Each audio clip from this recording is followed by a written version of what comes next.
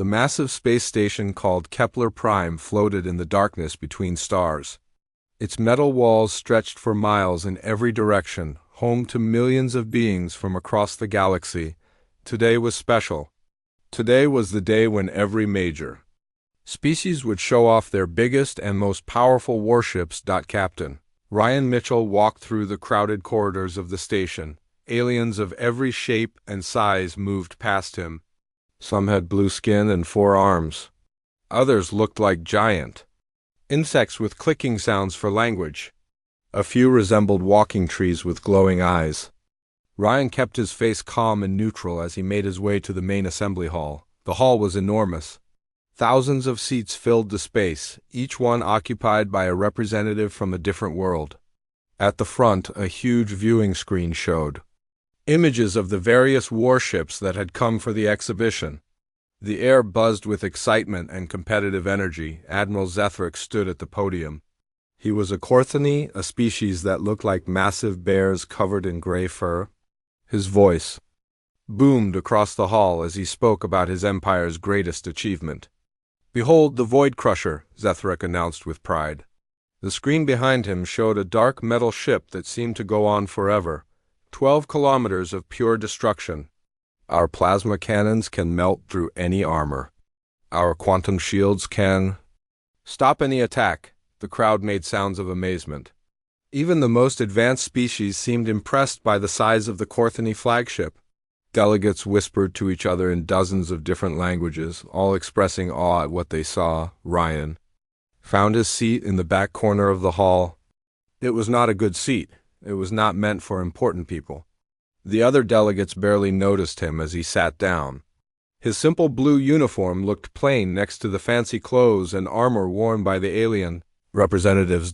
Next came the hegemony delegation. Their leader was a tall, thin creature with silver skin and no visible mouth. It spoke through some kind of mental connection that everyone could hear in their heads. "The star render surpasses all previous achievements," the creature's voice echoed in everyone's minds. 15 kilometers of crystalline perfection. Our energy weapons can destroy entire fleets. Our defenses are absolute. The new image showed a ship that looked like it was made of pure crystal. Light seemed to flow through its transparent walls like liquid fire. It was beautiful and terrifying at the same time. The crowd's amazement grew even louder. More species took their turns. The Centauri showed their sleek white ships that moved faster than anything else in space. The Vraxians displayed their black vessels covered in strange symbols that seemed to move on their own. Each presentation was more impressive than the last. All the while, Ryan sat quietly in his corner. He checked his watch occasionally, but said nothing. When other delegates looked at him, they saw only a human in a simple uniform from a species that most considered barely worth noticing. The Galactic database listed Earth's largest ship as the New Horizon. It was only 2 kilometers long, smaller than most alien destroyers. Humanity had been part of the galactic community for just 50 years, and they had never shown any real military power.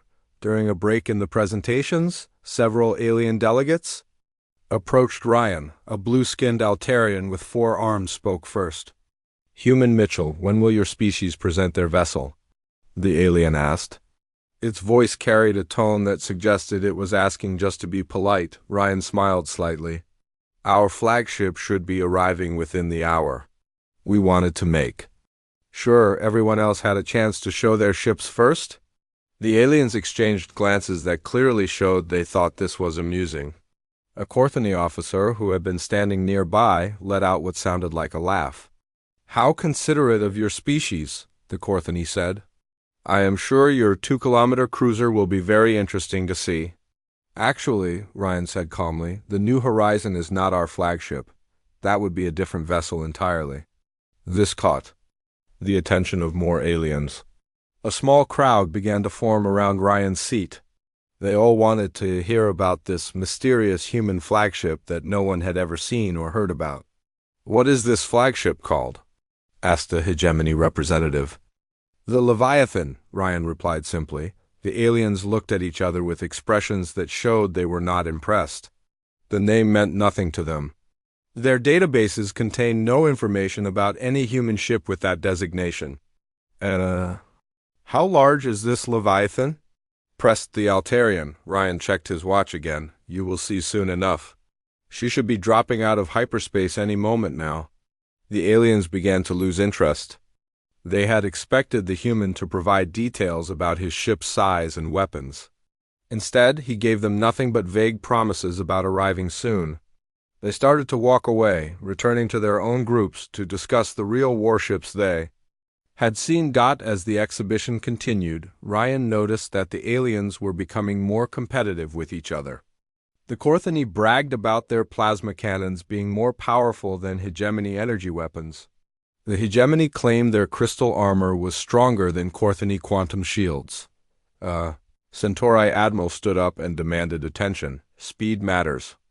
More than size, he declared. Our ships can outrun anything in this galaxy.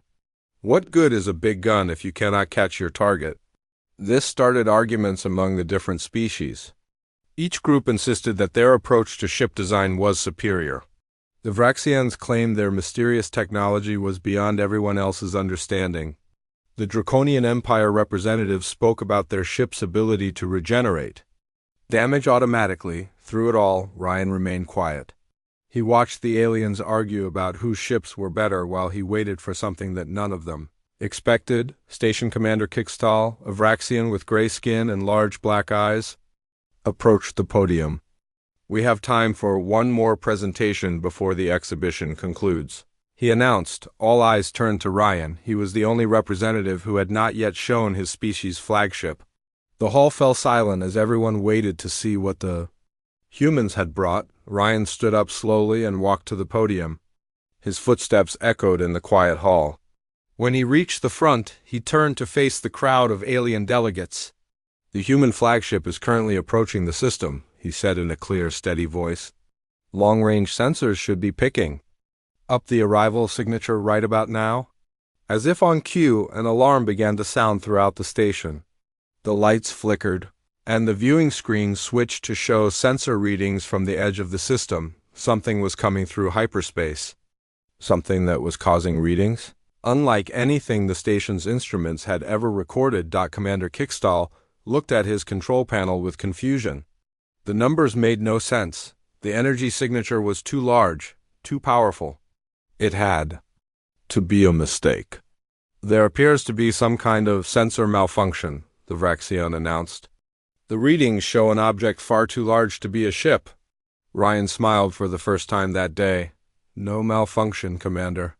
That would be the Leviathan arriving for the exhibition. The aliens in the hall began to whisper among themselves.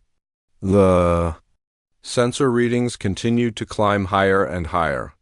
Whatever was approaching was bigger than anything in their databases. How large did you say your flagship was? Admiral Zethric asked, his voice no longer carrying the confident tone it had. Earlier, Ryan checked his watch one final time. You will see very soon, Admiral. Humanity likes to build things that last. The alarm continued to sound as every sensor on the station focused on the approaching signature. In the depths of space, something vast was about to emerge from hyperspace and change everything the galaxy thought it knew about human engineering.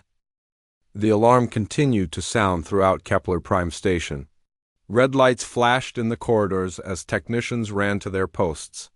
In the main control room, Commander Kickstall stared at his screens with growing concern. The readings from the edge of the system were unlike anything he had ever seen. Run the diagnostics again, he ordered his chief technician, a young Altarian named Vexry. These numbers cannot be correct. Vexry's four arms moved quickly across the control panels. Her blue skin had turned a darker shade, which happened when her species felt stressed. Sir, I have run the diagnostics 6 times. All systems are working perfectly. The readings are accurate. In the assembly hall, the alien delegates had forgotten about their competitive arguments. They crowded around the viewing screens, watching the sensor data with fascination and growing worry. The energy signature approaching their system was massive beyond anything in their records. Ryan Mitchell stood calmly at the podium, his hands clasped behind his back. The chaos around him did not seem to bother him at all. He watched the aliens panic with the same quiet expression he had worn. "All day, Human Mitchell," Admiral Zephyr called out, his voice carrying across the noisy hall. "What exactly is your species bringing to our system?" "Our flagship," Ryan replied simply. "I told you she would be arriving soon." "But these readings," the Corthany Admiral gestured at the screens, "they suggest something the size of a small moon." "That is impossible for a ship," Ryan smiled slightly. "Humans have different ideas about what is possible, Admiral." Lieutenant Commander Lisa Parker sat in the human delegation's assigned area near the back of the hall. She was a small woman with brown hair and calm green eyes. While everyone else seemed to be panicking, she worked quietly on a portable communication device. "Leviathan, this is Kepler Prime Advance Team," she spoke into the device. "We have you on sensors. Station Command is requesting identification and size confirmation." A voice crackled through the small speaker. "Kepler Prime Advance Team, this is Leviathan Actual. We are proceeding on schedule. Arrival in 40 minutes. Lisa looked up at Ryan and nodded. He returned the gesture with a barely visible smile. The hegemony representative, the tall silver creature with no mouth, stood up from its seat. Its mental voice filled everyone's heads with obvious irritation. "This is highly irregular," it said. "No species brings vessels of this size to peaceful exhibitions. What are human intentions?" "The same as everyone else," Ryan answered. "We came to show our flagship. You have seen yours. We thought you might like to see ours." More alarms began to sound. The station's long-range sensors were picking up gravitational distortions around the approaching object. Ships that had been patrolling the outer system were reporting strange effects on their instruments, Captain. Turville of the Centauri patrol ship Swift Arrow contacted the station. "Kepler Prime Control, we are experiencing severe instrument failures. Our navigation systems are malfunctioning whenever we approach the distortion." "Can you get visual confirmation of the object?" Commander Kickstall asked. "Negative, sir. We cannot get close enough? The gravitational field is too strong. It is pulling us toward whatever is coming through hyperspace." The alien delegates in the hall began to whisper among themselves in dozens of languages. Fear was starting to replace curiosity in their voices. Some species had legends about ancient weapons that could destroy entire star systems. Others worried about unknown threats from unexplored regions of space. A Vraxian scientist named Dr. Kylth approached the podium where Ryan stood. The gray-skinned alien's black eyes showed deep concern. "Human Mitchell, our calculations suggest that any object producing these readings would collapse under its own gravitational field." "How is such a structure possible?" "Human engineering," Ryan replied. "We have found solutions to problems that others consider impossible to solve." "But the energy requirements alone," Dr. Kyle H. continued, "would require the power output of an entire star. No known technology can contain such forces safely." Lisa Parker looked up from her communication device. "Doctor, humans have been working on theoretical physics that most species consider purely academic. We have turned theory into practice." The draconian representative, a massive reptilian creature with golden scales, stood up from its seat. "If humans possess such technology, why have they not shared it with the galactic community? This secrecy is suspicious." Ryan turned to face the draconian. "Every species shares what they choose to share. The Corthany have not shared their quantum shield technology. The hegemony keeps their crystal armor secrets. Why should humans be different?" The debate was interrupted by another urgent message from the patrol ships. A Corthany destroyer called the Iron Fist was reporting system failures. "Kepler Prime Control, our power core is fluctuating. We are detecting unknown energy patterns that interfere with our equipment. Request permission to withdraw to safe distance." Commander Kickstall granted the request immediately. He ordered all patrol ships to pull back to the far edge of the system. Whatever was approaching was affecting every vessel that came too close. The viewing screens in the assembly hall switched to show the area where the distortion was growing. Space itself seemed to be bending and twisting around an invisible point. Stars behind the distortion appeared stretched and distorted, as if seen through a lens of curved glass. "The hyperspace exit is expanding," reported Vexry from the control room. "It is now 3 times larger than normal." Lisa Parker spoke into her communication device again. "Leviathan, station control is reporting unusual hyperspace readings. Are you experiencing any problems?" "Negative, advanced team." "All systems normal. We are simply a bit larger than most ships. The hyperspace exit needs to be bigger to accommodate our size." The alien delegates heard this exchange and began talking excitedly among themselves. If the human ship needed a hyperspace exit 3 times normal size, how big was it exactly? Dr. Kyle H. pulled out a calculation device and began working frantically. His gray fingers moved quickly across the controls as he tried to determine the size of an object that would require such a large hyperspace exit. "By the ancient laws of physics," he whispered, "if these calculations are correct, the human vessel would be—" "No, that cannot be right." He recalculated several times, each time getting the same impossible result. According to his math, the approaching ship would have to be dozens of kilometers long. No species had ever built anything that large. The Altarian delegate with 4 arms approached Lisa Parker. "Human Parker, please clarify the size of your flagship. Our scientists are calculating impossible dimensions." Lisa looked at her calmly. "The Leviathan is built to human specifications. We do not design ships the same way other species do, but there must be limits," the Altarian insisted. "Resources, materials, construction capabilities. How can any species build something so large?" "Humans have a saying," Lisa replied. "Go big or go home." We decided to go big. 30 minutes remained until the expected arrival. The distortion continued to grow larger and more violent.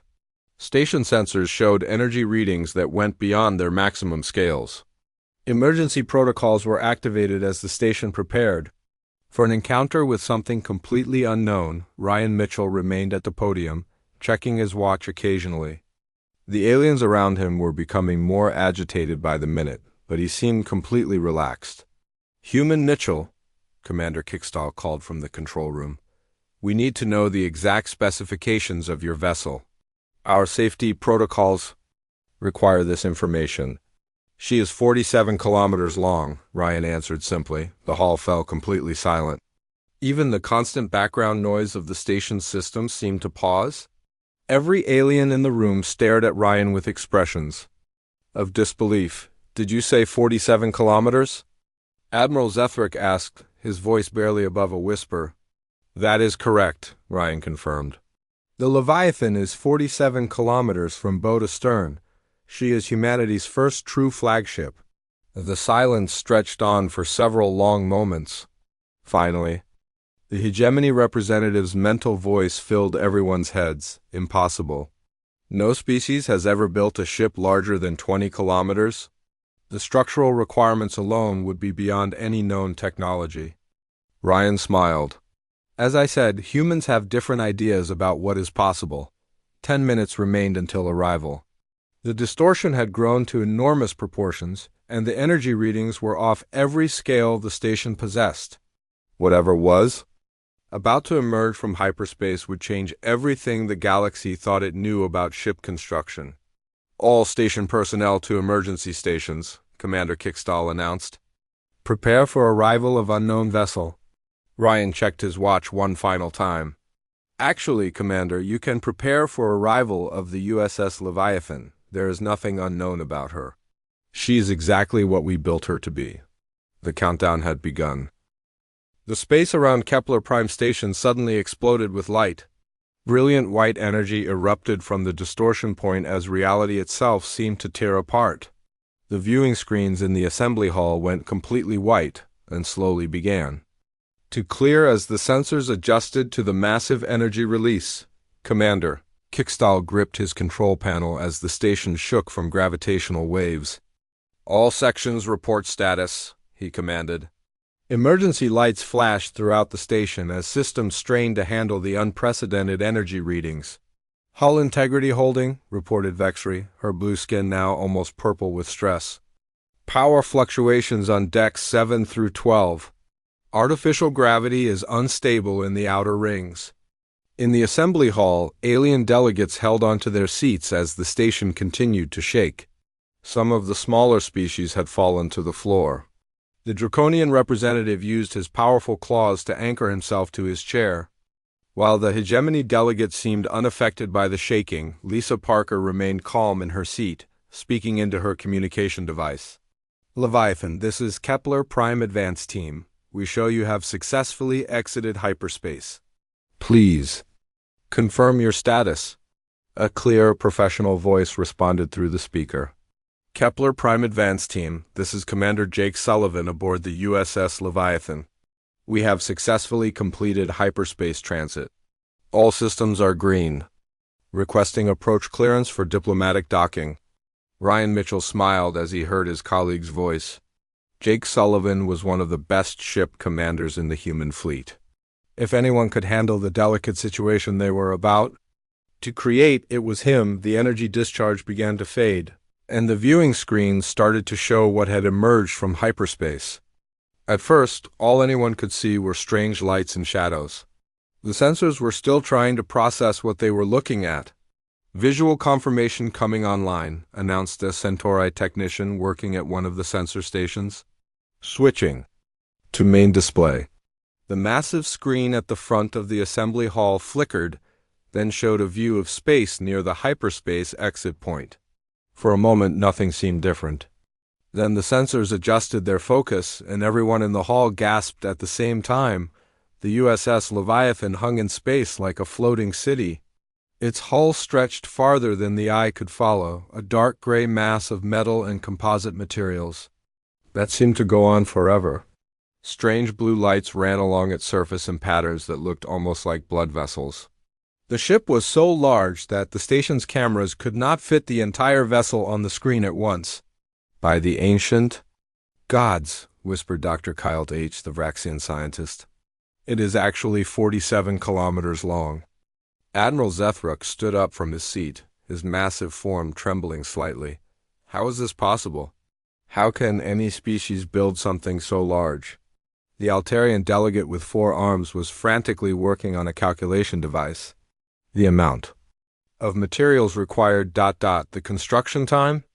The energy needed to move such a mass through space. It should be impossible. Ryan stepped forward to address the stunned aliens.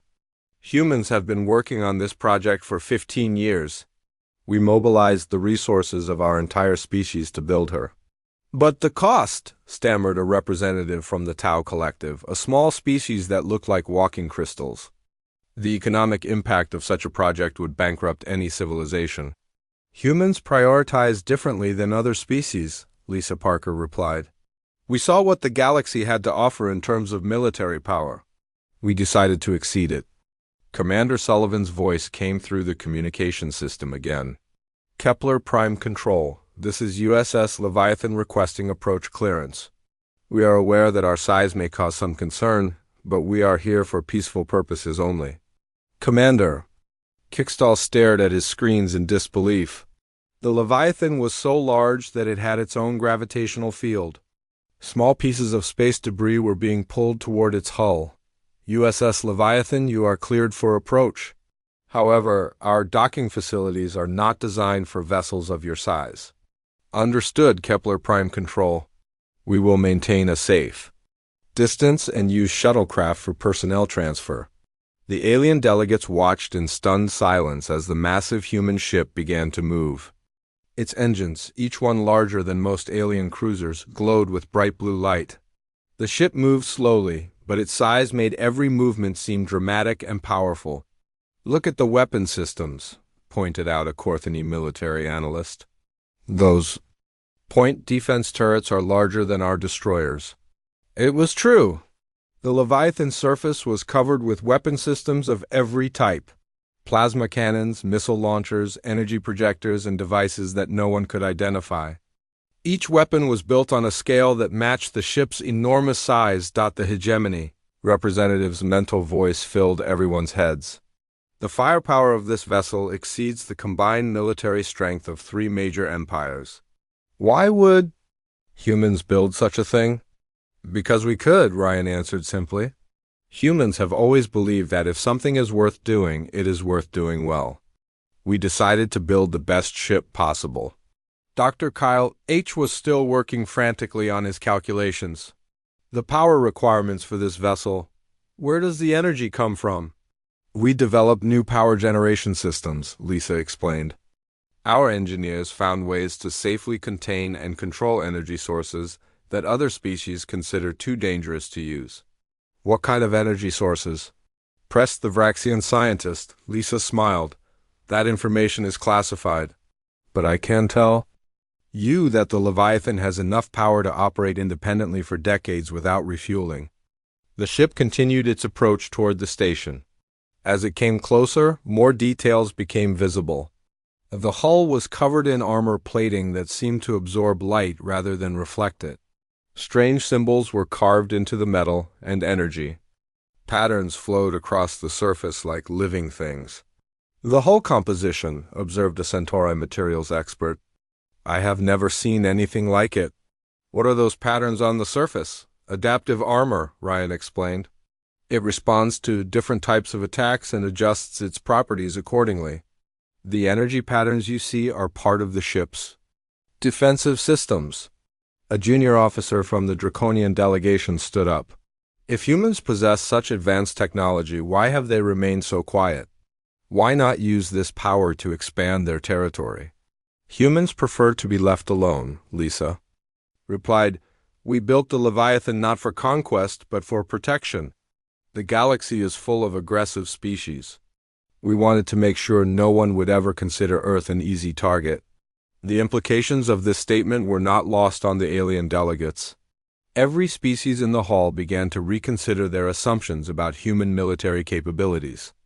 If they could build one ship like this, how many more might be under construction?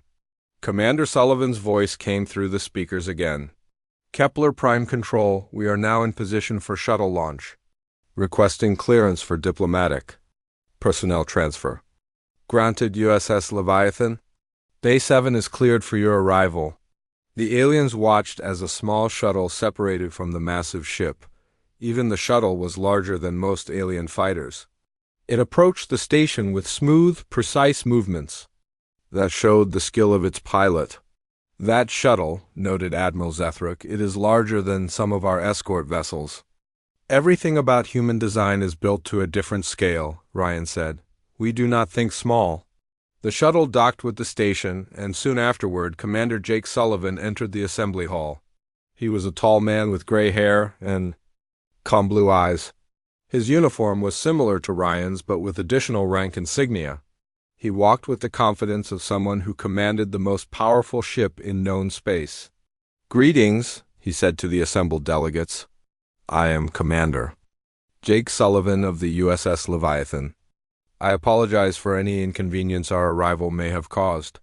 The aliens stared at him with expressions ranging from awe to fear. Here was the human who commanded a ship that could probably destroy entire fleets by itself. Commander Sullivan, Admiral Zethric said carefully, your vessel is most impressive. We had not realized that human engineering had advanced to such levels. Thank you, Admiral.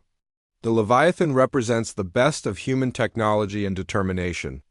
We are proud of what we have accomplished. The hegemony representative's mental voice was more subdued than before. How many ships like this does your species possess? Commander Sullivan smiled. That information is classified. But I can tell you that the Leviathan is not alone. The hall fell silent again as the implications sank in. The humans had not just built one impossible ship, they had built a fleet of them. The galaxy must be informed of this development, declared a representative from the Outer Rim Alliance. This changes the balance of power completely. The galaxy will be informed through proper diplomatic channels, Lisa Parker replied. Earth has no intention of hiding our capabilities. We simply prefer to reveal them at the appropriate time. Commander Sullivan looked around the hall at the stunned alien faces. We came here today to participate in your exhibition. We hoped you would appreciate seeing what humans can accomplish when we set our minds to it. Outside the station, the USS Leviathan continued to dominate the view. Its presence had changed everything. The other ships that had seemed so impressive earlier now looked like toys in comparison. Commander Jake Sullivan stood at the podium in the assembly hall, his calm presence a stark contrast to the chaos around him. The alien delegates were still trying to process what they had seen. The USS Leviathan hung in space outside the station, like a metal mountain, defying everything they thought they knew about ship construction. "I understand you have questions about our vessel," Commander Sullivan said to the gathered aliens. "I am authorized to provide some technical information, within reason." Dr. Kylth, the Vracion scientist, was the first to speak. His gray hands shook as he held his calculation device. "Commander, according to our physics, a ship of this size should collapse under its own gravity. How do you maintain structural integrity?" Commander Sullivan nodded to someone near the back of the hall. A woman in a human engineering uniform walked forward. She was short with red hair and carried herself with the confidence of someone who understood complex machinery. "This is Chief Engineer Amanda Brooks," Sullivan announced. She supervised the construction of the Leviathan's hull and structural systems. Amanda stepped up to the podium and activated a portable display device.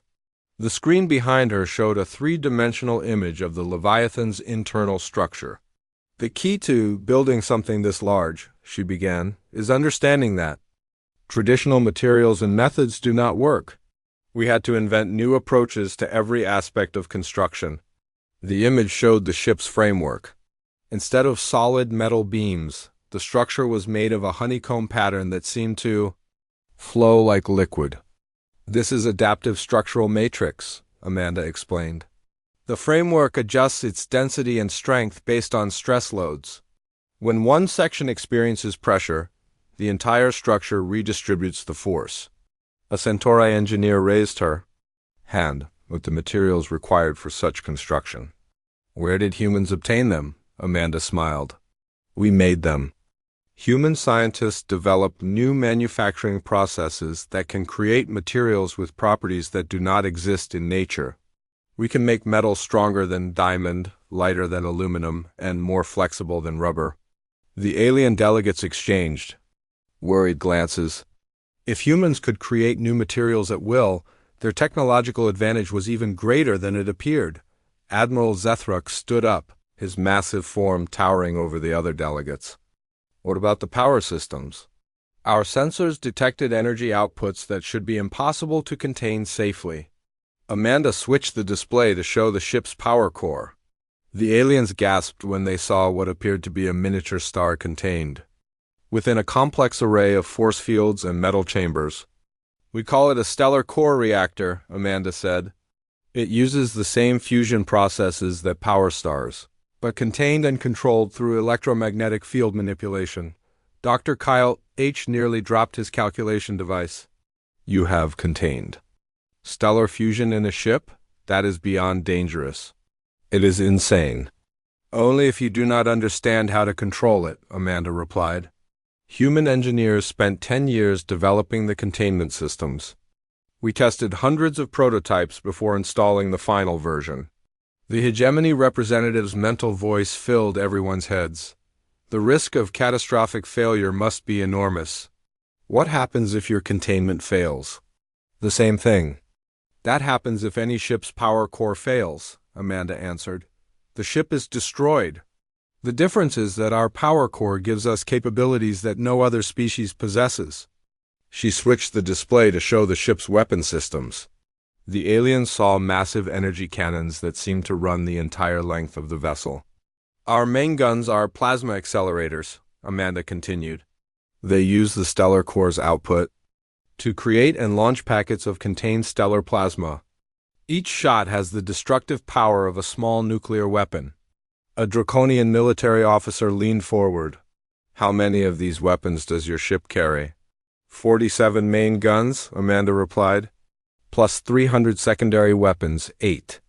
100-point defense systems, and several experimental weapons that I cannot discuss." The numbers were staggering. Most alien battleships carried perhaps a dozen main weapons. The Leviathan had nearly 50, each one more powerful than anything in known space. Commander Sullivan stepped forward again. Perhaps Dr. Kevin Hayes can explain the scientific principles behind our achievements. Another human joined them at the podium. Dr. Hayes was an older man with white hair and thick glasses. He carried himself like someone who had spent his life solving impossible problems. The key to human success, Dr. Hayes began, is our willingness to attempt things that other species consider impossible. When we encounter a problem, we do not accept that it cannot be solved. We find a way. He activated his own display device. The screen showed complex mathematical equations that hurt to look at. For example, faster-than-light travel was considered impossible until we discovered how to fold space-time using controlled gravitational fields. Most species use hyperspace lanes that already exist. We create our own. Dr. Kilth stared at the equations with growing amazement. These calculations, they are beyond our current understanding. How did humans develop such advanced mathematics? We had to, Dr. Hayes replied. When you want to build something that has never been built before, you need science that has never been discovered before. We spent decades developing new theoretical frameworks. He switched to a new set of equations. This is the mathematical foundation for our adaptive armor systems. The armor literally learns from each attack and adjusts its molecular structure to better resist similar attacks in the future. A Tau Collective representative, looking like a walking crystal formation, spoke in a voice that sounded like breaking glass. Such technology would revolutionize defensive systems across the galaxy. Will humans share this knowledge? Dr. Hayes smiled. Knowledge sharing is a diplomatic matter, not a scientific one. That decision will be made at levels above my authority. The Altarian delegate with 4 arms stood up. Dr. Hayes, our scientists have theories about some of these technologies, but we always concluded that the engineering challenges were impossible to overcome. How did humans succeed where others failed? Persistence, Dr. Hayes answered simply. When humans encounter a problem, we do not give up. We try different approaches until we find one that works. The Leviathan represents the combined efforts of our entire species over 15 years. Amanda Brooks stepped forward again.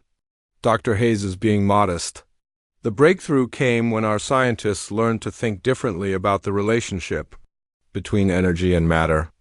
Most species see them as separate things. We learned to treat them as different forms of the same thing. She showed a new display that seemed to show energy patterns flowing through solid metal. Our hull materials can convert between matter and energy states while maintaining their structural properties. This allows for self-repair capabilities and adaptive responses to damage. The implications were staggering. A ship that could repair itself and adapt to new threats would be nearly impossible to destroy through conventional means. Commander Sullivan looked around the hall at the stunned alien faces. I want to emphasize that the Leviathan was built for defensive purposes. Humans have no interest in conquest or expansion. We simply wanted to ensure that no one would ever consider Earth an easy target. Admiral Zethrick's voice was subdued when he spoke. Commander, a single ship with these capabilities could defeat entire fleets. How can you claim it is purely defensive? Because humans define defense differently than other species, Sullivan replied. We believe that the best defense is to be so strong that no one dares to attack you. The Leviathan is our guarantee of peace. Lisa Parker stood up from her seat. The commander is correct. Earth's policy has always been peaceful coexistence with other species. The Leviathan simply ensures that this coexistence remains voluntary rather than forced. Dr. Kyle H. was still staring at his calculation device. The energy requirements for maintaining such systems? How do you power everything? Dr. Hayes smiled. The stellar core provides more power than we actually need. The ship operates at approximately 30% of its maximum capability during normal operations. This statement caused another wave of shocked whispers among the delegates. If the impossible ship they were seeing was only operating at partial power, What would it be capable of at full strength? A young Centauri officer raised her hand. Dr. Hayes, are there other human ships with similar capabilities? The Leviathan is the first of her class, Dr. Hayes replied carefully. Whether there will be others depends on future circumstances. Commander Sullivan checked his chronometer. I'm afraid our time here is limited. The Leviathan has other diplomatic missions to complete. Are there any final questions? The hegemony representative's mental voice was much quieter than before. Commander, what message should we take back to our governments about human capabilities? Sullivan considered the question carefully. Tell them that humanity is committed to peace, but we are prepared for any alternative. The galaxy is large enough for all species to coexist prosperously. Amanda Brooks added, also tell them that human engineering is always advancing. What you see today is impressive, but it is not the end of our development. The aliens absorbed this information with growing concern. If the Leviathan represented current human technology, what would they build next? The assembly hall remained silent for several long minutes after the human delegation left. The alien representatives sat in their seats, trying to process what they had witnessed. The USS Leviathan still dominated the view outside the station, a constant reminder that everything had changed. Admiral Zethruck was the first to break the silence. We need to contact our governments immediately, he said to his Corthany staff. The Empire must know about this development. Similar conversations began throughout the hall as delegates activated their communication devices. The Centauri called their High Council. The hegemony contacted their collective consciousness. Every major species began transmitting urgent reports. Back to their homeworlds, Commander Kickstall watched the chaos from his control room. In 30 years of managing Kepler Prime Station, he had never seen anything like this. The political implications of humanity's revelation would reshape the entire galaxy. Sir, Vexry called from her sensor station, we are receiving another hyperspace signature. Something else is approaching the system. Kickstall felt his stomach drop. Another human ship? Unknown, sir. The signature is different from the Leviathan, but it is also very large. On the viewing screen, a new ship emerged from hyperspace. It was clearly human in design, with the same dark hull and flowing energy patterns. However, it was even larger than the Leviathan, stretching nearly 60 kilometers from end to end. The alien delegates who were still in the assembly hall stared at the screen in horror. If the Leviathan had shocked them, this new arrival filled them with despair. A communication signal came from the new ship. Kepler Prime Control, this is Admiral Helen Crawford aboard the USS Titan, requesting permission to approach. Admiral Helen Crawford was known throughout human space as the architect of Earth's deep space defense strategy. She was a small woman with silver hair and steel-gray eyes that missed nothing. Her reputation for strategic brilliance was matched only by her reputation for getting things done. Commander Kickstall granted approach permission with a voice that shook slightly. 2 impossible ships in one day was more than his nerves could handle. The USS Titan moved into position near the Leviathan. Seeing the 2 massive ships together made them look like floating cities rather than vessels of war. Their combined mass was larger than some moons. Admiral Crawford's shuttle docked with the station 20 minutes later. She entered the assembly hall with a small group of human officers, including Ryan Mitchell and Lisa Parker. Her presence immediately commanded attention from every alien in the room. Greetings, she said in a clear, authoritative voice. I am Admiral Helen Crawford, commander of Earth's Deep Space Fleet. I understand there has been some interest in human ship design. Dr. Kyle Tate stood up shakily. Admiral, how many ships? Like these does humanity possess? Admiral Crawford smiled. Dr. Kyle H., is it? I have read your scientific papers. Quite impressive work on theoretical physics. To answer your question, the Leviathan and Titan are the first 2 ships of their respective classes. Respective classes? Admiral Zethrick repeated. You mean there are different types of these super ships? Of course, Admiral Crawford replied. The Leviathan is a general-purpose flagship designed for diplomatic missions and fleet command. The Titan is a heavy battleship designed for system Defense, we also have ships designed for exploration, scientific research, and rapid response. The aliens exchanged looks of growing panic. It was bad enough that humans had built one impossible ship. Now they were learning about an entire fleet of them. The hegemony representative's mental voice was barely a whisper in everyone's heads. How many ships are in this fleet? Admiral Crawford considered the question. The current construction schedule calls for 12 ships of various classes to be completed within the next 5 years. After that, we will evaluate the need for additional vessels, 12 ships, each one capable of overwhelming entire alien fleets. The implications were staggering. A Centauri admiral stood up. Admiral Crawford, surely your government understands that such military capability cannot exist without affecting galactic politics. What are humanity's intentions?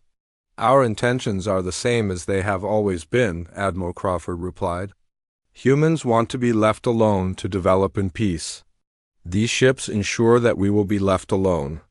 But the balance of power, protested a draconian general. For thousands of years, the galaxy has maintained stability through careful balance. Between species, your ships destroy that balance. Admiral Crawford nodded. You are correct. The old balance is gone. Humanity suggests that a new balance be established, one based on mutual respect rather than mutual threat. Lisa Parker stepped forward. What the Admiral means is that Earth is prepared to guarantee the security of any species that wishes to maintain peaceful relations with us. This offer caused a stir among the delegates. Some species saw it as an opportunity for protection. Others viewed it as a thinly veiled threat. Admiral Zethric spoke carefully. Admiral Crawford, the Corthany. Empire has always respected human sovereignty. We would be interested in discussing enhanced diplomatic relations. Excellent, Admiral Crawford replied. Earth values the Corthany as neighbors and potential allies. Other delegates began making similar offers. The Centauri proposed trade agreements. The Tau Collective suggested scientific exchanges. The proud hegemony indicated interest in better relations with humanity. Admiral Crawford listened to each proposal with polite attention. Earth appreciates these offers. We will consider each one carefully through proper diplomatic channels. Dr. Kyle H. raised his hand. Admiral, would humanity be willing to share any of its technological advances? The benefits to galactic science could be enormous. Some technologies might be shared under appropriate circumstances, Admiral Crawford said. However, the more advanced systems will remain under human control for the foreseeable future. A representative from the Outer Rim Alliance, a collection of smaller species, stood up nervously. Admiral, what about species that cannot offer Earth anything of value? What is our place in this new order? Admiral Crawford's expression softened. Slightly. Earth has no interest in dominating or threatening smaller species. As long as you maintain peaceful relations, you will be treated with the same respect as any other civilization. The delegates seemed relieved, but others in the hall looked skeptical. History had shown that powerful species rarely kept such promises. For long, Commander Sullivan, who had been standing quietly near the back of the group, stepped forward. Perhaps a demonstration would be helpful, he suggested. Admiral Crawford nodded.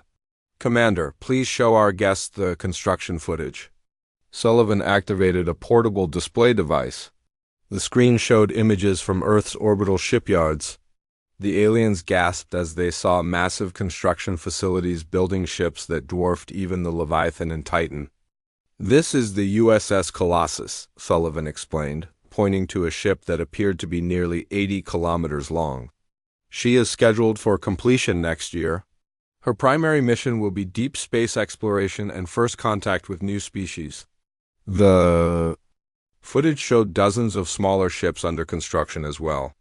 Each one was larger than the biggest alien vessels, but tiny compared to the massive flagships. Human shipbuilding capacity has expanded significantly, Admiral Crawford noted.